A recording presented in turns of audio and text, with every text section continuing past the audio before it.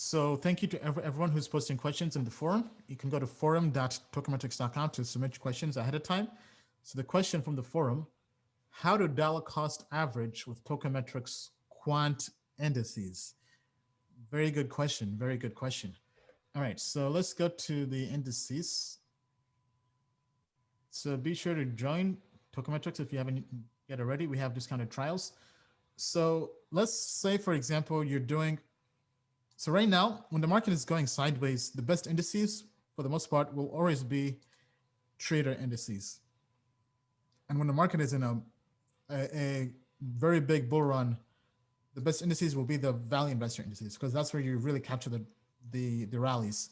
But when the market is going sideways, the trader indices do best, right? So for example, if we go to Uniswap Trader Daily, that's been the best index thus far. And time horizon means this is how often it will rebalance. So this is updating daily, or put a phrase differently, it's rebalancing every single day. Now, please bear with us. We're still making a few tweaks to the days it updates, so bear with us. But going to this here, right? Basically, every day it's going to rebalance, right? So if you want to dollar cost average, the best thing to do is to look at the time horizon and add new funds during the next rebalancing, right? So if you're going to do a monthly rebalancing, that means you have to rebalance every single month, right? So in this case, on the 31st of December, probably a good time to add new funds. If you're doing a quarterly rebalancing, so every 3 months, every quarter, you'll be adding new funds. I think that's probably the best approach, because you don't want to, I mean, yes, you could do the quarterly or yearly and buy more every single month. So I think it kind of varies based on your time horizon, but in general, I think the typical norm is to add funds either every 2 weeks or every 4 weeks, right? So imagine you're getting paid money at work every 2 weeks, let's say on the 1st and 15th. So every pay period, you take 5-10% or whatever fixed amount from your paycheck and you buy some crypto, right? That's one approach.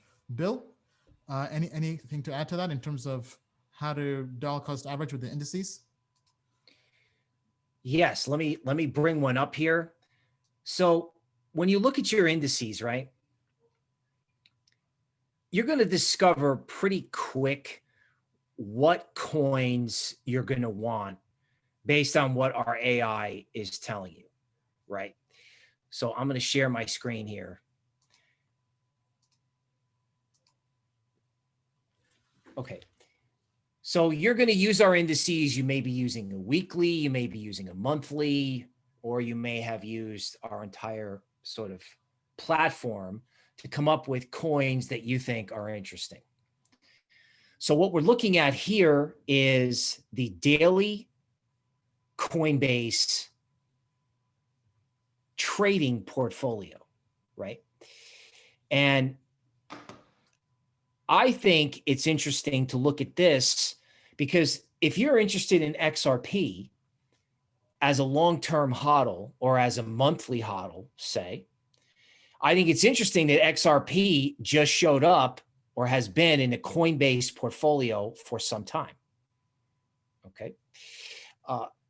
Bitcoin is obviously a big part of that.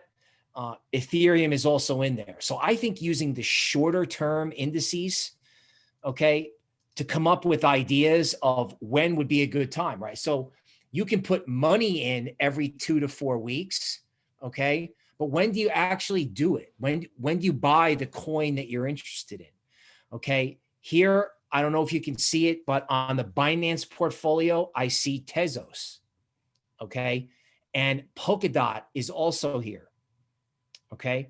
So when you put your money in to your account every 2 to 4 weeks, if you've used the Token Metrics platform to figure out what coins you want a dollar cost average into, you can use those daily indices, which have been hot, to time, when you want to do it.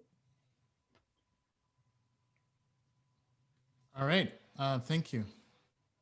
Thank you, Bill. All right, so let us know if you have any questions regarding the indices. Let me check in here with the audience.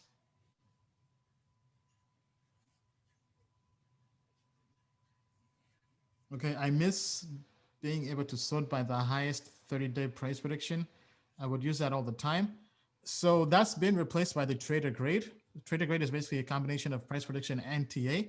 So I would just sort by the trader grade. That will get you the same, actually even better results. Sukraj. Okay, let me see what are the questions we have here.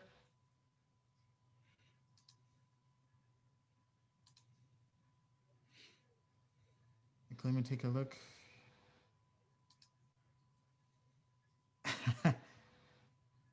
Okay, somebody says dollar cost averaging is a way to justify your loss. Just wait it out. Well, I mean, dollar cost averaging is for people who are passively investing and trading. Well, I'd say passively investing in crypto, right? It's not really for active portfolio management. All right. Okay, let's see here. That's basically it. So thank you for asking the question. Tell us what you think in the comments down below.